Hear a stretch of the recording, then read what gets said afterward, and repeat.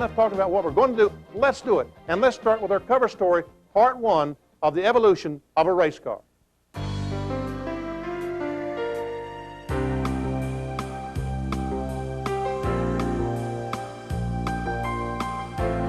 To look at the evolution of the race car, we've come to the Joe Weatherly Museum at the Darlington International Raceway. This is the car that won the first Southern 500. It's a stock 1950 Plymouth, and I mean stock. It has the headlights, parking lights, tail lights. Look inside this thing. There's nothing different about this than any other car built in 1950. You see these headlights? Before the race starts, they've got to put tape over the headlights, tail lights, and parking lights, so that if they're involved in a crash or something hits one of the headlights, the glass when it comes out won't shatter and puncture a tire. And the tires were nothing but stock tires that you went to, well, Sears and Roebuck or someplace and bought. And why did they tape the glass up? Because when the race is over, they peeled the tape off and drove this car home. That's right, this car was driven from Burlington, North Carolina to Darlington, won the race, and they drove it back home. In the late 40s and early 50s, the Oldsmobile Rocket was a car of choice. This car was driven by Buck Baker here at Darlington, had a V8 engine, and was very fast. But probably the most dominant car in the early 50s was the fabulous Hutcherson Hornet. This is a 1951. And check it out, bench seat, no roll cage. This is a car that Herb Thomas drove in competition. Cars were also driven by Tim Flock, Marshall Teague. Fireball Roberts worked on these cars back in the early 50s. And the reason that the drivers liked this car so well, it had a very low center of gravity, so in the corners, it really hung to the corners well. And then in 56, they started putting a few safety features in. Roll bars on the convertible driven by Curtis Turner. And check it out. Got a bungee cord holding down the hood of the car. I drove a 56 Ford. That's exactly how I held my hood down. But look inside. The cars are basically still stock. Stock hood hinges, shock absorber, stock, and in the stock location. This car was built by Holman and Moody back in 1956.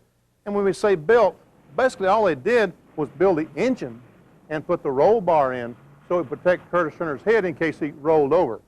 But in 1959, the Daytona International Speedway opened. All of a sudden, we're talking about 140 miles an hour. So the cars had to be a little safer and a little stronger. Look at the roll cage in this 1959 Chevrolet. Loop by the windshield, back by the driver's head, and door bars, and bars that incorporated the loop bars, and hood pins to hold the hood down on the 59 Chevy, because all of a sudden we're running 135, 40 miles an hour. Speeds unheard of in 1959. By 1963, the cars were up to 150 miles an hour, and hood pins, 3 hood pins to hold the hood down. And take a look inside. The cars are starting to look more and more like race cars. Air cleaner that feeds cool air to the engine. The engine is turning enough RPMs now that we have an oil cooler to cool the engine. This is a 427 Chevrolet engine they used back in 1963. And look, 2 racing shock absorbers on each wheel. Racing shocks, before just a stock shock in a stock location, now they're putting racing shocks on the wheels and 2 per wheel. Also, we put a wedge bolt down on top of the spring so that the mechanics are able to adjust the wedge as during the race or in practice just simply by turning that bolt. Then in 1966, Ford, all of a sudden their cars were rendered uncompetitive. The reason they had a big car, they needed a smaller car, but the problem, their car was a unitized body. I'll show you how they fixed that. First of all, let me explain a little bit about the unitized body. Over the years, the manufacturers had made the car in 2 parts. The frame, which all the suspension pieces bolted to that, and then the body just sit down on top of the frame. But in the mid-60s, they started making smaller cars. And they started making a unitized body, the frame and body all in one, and the suspension pieces just simply bolted to the body. Well, racing mechanics couldn't make that work because there was too much flex in the car, in the body. So what NASCAR decided to let the teams do was to make a race car. Now we're getting away from stock cars, we're going to race cars. But again, it's the only way we could make the Ford car competitive. So Ford took the 66 Fairlane, this car was driven by Fred Lorenzen, and they put a 1965 Ford Galaxy frame under it. They had to narrow and shorten the frame to accommodate this body, but all of a sudden the Fords, once again, were competitive. This is where we ventured off into race cars and not stock cars. It looks like a Fairlane, but in fact, it is a race car. This car was built by Holman and Moody, and all of a sudden, they became car constructors and building cars for all the teams because you couldn't go to the dealership and buy these anymore. You had to go to a constructor. In the early 70s, Banjo Matthews started constructing cars, and then Hutcherson and Pagan. And now in the 80s and 90s, Mike Laughlin down in Greenville, Tennessee, Greenville, South Carolina, built a lot of race cars. But this was the first one, the 1966 Ford Fairlane. Let's take a look at some of these other cars. This is the 1967 Plymouth that Richard Petty drove. Remember back in early 1992 when Bill Elliott won 4 in a row? That was big news. In 1967, Richard won 10 in a row in this car and won 27 races in one season. They raced about 53 or 54 times, but he won 27 of them. And in the late 60s, the manufacturers, Ford, Chrysler, in trying to find an advantage, started making exotic cars. Check this out. This is a 1969 Dodge Daytona. This is an aerodynamic masterpiece. Check the nose. The rear wing in the back to stabilize the rear of the car. This was probably the best race car ever built back in the late 60s, early 70s.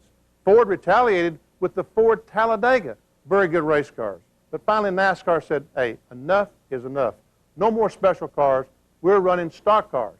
The frames may be homemade, but the stock cars are cars like you go to the dealership and buy out of the showroom, the sheet metal at least. And then in 1971, something else happened that changed the evolution of the race car. Chevrolet wanted to come back into racing. They had a Monte Carlo, but the frame, and it did have a frame under it, they didn't have the pieces for it that were strong enough to run Daytona and Charlotte, Atlanta, the big tracks we were running now. And look, we're at 190 miles an hour some of these racetracks. So they let the Chevrolet people, Junior Johnson, who came back with that first Chevrolet, put a frame, a Ford frame under that Chevrolet, the same frame that was under a Ford. But it used a Chevrolet engine and Chevrolet sheet metal. Once again, we don't have stock cars anymore. We're back to race cars, but they look like stock cars. And then, remember 1977 when your engine, you bought an Oldsmobile, it had a Chevrolet engine in it, and people went up in arms? Well, what happened then, what changed racing then was all of a sudden the Chevrolet 350 was a corporate engine, and you could use it in any General Motors sheet metal. So what the teams did, they found the best sheet metal, aerodynamic, and that's the car they ran at Daytona and Talladega. The Monte Carlo was the car of choice at the shorter tracks, but Daytona, Talladega, Charlotte, they all used the 442 Oldsmobile, just like this one that Cale Yarborough drove back in the late 70s. The reason, because aerodynamics. This had a 350 Chevrolet engine, but it was an Oldsmobile car. And all of a sudden you could use Buick, Pontiac, Oldsmobile, or Chevrolet sheet metal, whichever you chose, and you could all use the 350. That's kind of the evolution of race cars and how it's come about. Today, the cars are more race cars than ever. They're hand-built in almost every piece anymore. Remember the hood hinges back on those cars? The hoods today are held up by just little strips of aluminum. But the cars are still got to go by that template. They look like stock cars, and they measure to a stock car. Underneath, they're in fact race cars.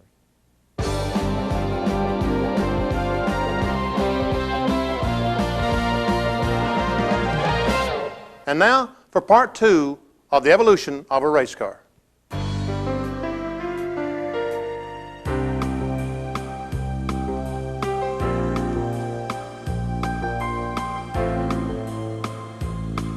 To get the whole picture of the evolution of a race car, we brought together at the Sandwich Construction Company in Charlotte 4 legendary men who literally built stock car racing history.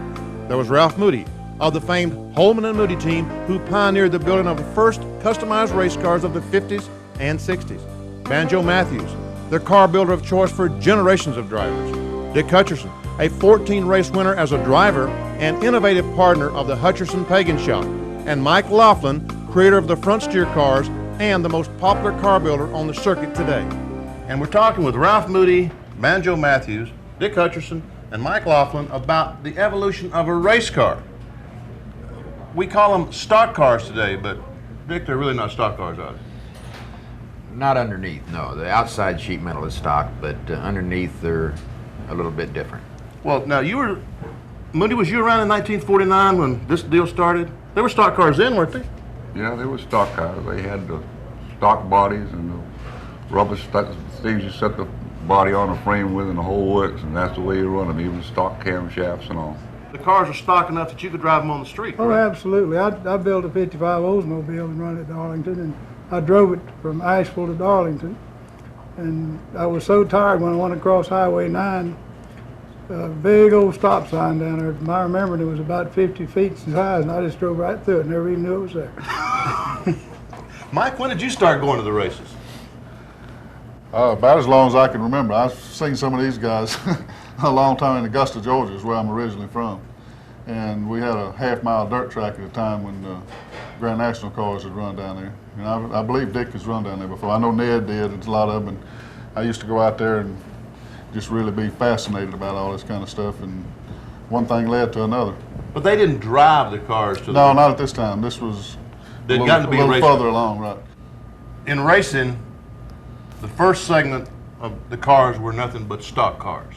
Cars you drove to the street, drove on the street to the racetrack and raced them. What you call the Grand National cars in '49 were basically the street cars that people had, and they just went to a speed contest, like with the 39 and 40 Fords that were what people called the liquor cars. They all got together and raced. When we raced roadsters down in Florida, that's how all that stuff started. I used to go out and watch them run motorcycles in the muck fields with 3 feet deep holes. And, you know, it just, everything went on. The roadsters came from California and Chicago and raced down in Miami. Bill France promoted a race in '47, I believe, at Davie Airport, 2 Mile Circle. And they had a stock car race there that Bonnie Flock won, and then they came back with a roadster race, and Tim Flock, not Tim, but Bob Flock won that race for Red Book. The second segment of the evolution of a race car, they started putting safety roll bars and safety features at the point, taking the headlights out, tail lights, so you couldn't drive the car on the You street. couldn't drive the car on the street, right? The third segment was when they started putting the homemade frames in the unibodies, right? All right. Then the segment of today is you build the bodies out of pieces and totally construct the whole car. And you know, you got Mike sitting over there. He kind of controls the field now of cars, and Hutch and I used to control the thing. So Mike's took over now, and he's the big hero car builder. And I hope he enjoys it, because I enjoyed all my years of it. What do you think's the biggest evolution in the stock car? From '49 to '92, what do you think's the biggest thing that happened, Ralph? Oh, I think the biggest thing that happened is when they come up with a fabricated full frame that you could put anything on. And it came about that different businesses started making the pieces you put on the car, so that everybody, you walk down pit road and whatever someone got, they all have. And if you break something, you can go get it from anybody. It's all pretty basic what every car has got on it. You agree with that, Banjo? Well, I agree. You know, the suspension pieces like Holman and Moody made in the early '50s, the hubs, the spindles, all the things that started. When the GMC truck spindle came along, all these heavy-duty parts that are made today, the actual 9-inch Ford gear that's used today in the hub design and all was a 1969 design that came from Ford with Holman and Moody, and nobody's made it any better since. Everybody makes them that way. Allowing us to hand make our frames makes it easier repairable. The roll cages are very good. You can go get exterior sheet metal for a car, and all our cars are universal. You can make any kind of a Ford or GM product or even a Chrysler product out of the cars, and utilize their engine, because the transmissions, rear ends, all the front suspension, rear suspension is the same thing. You can go borrow parts off everybody's truck out there somewhere that'll fit on your car to go racing with that day. Hutch, you agree with that? That the homemade frame was... I think Banjo and Ralph about covered it. Then, you know, we got a lot better brakes than we had when I was driving, and when Banjo and Ralph was driving. You know, we were running stock type brakes. Now everything's 4-wheel disc, and there's a number of things. The clutches, like we were talking a while ago, just one thing leads to another. Mike, that when they Pretty start making much. handmade frames, and so now everything is a racing piece, right? I would say, and it's, of course, I don't go quite as far back as these gentlemen do, so I can't relate with a lot of the older stuff other than just knowing from being around it all my life, the things that you hear. But I would say that pretty much covers it, other than the aerodynamics now, I think, plays a lot in the safety factor, and a big change in what, one of the biggest changes is aerodynamics, I think, next to the frame construction. Folks, what you've seen is over 40 years of stock car construction, driving, and everything else. And as you can tell by the conversation, that over the 40 years, the progression, it's been so slow, the progression's been so slow that, and being a part of it, that nothing really sticks out as the thing that changed racing. Ralph, Banjo, Dick, Mike, thank you very much. Appreciate it. Enjoy it. Thank you. Appreciate it.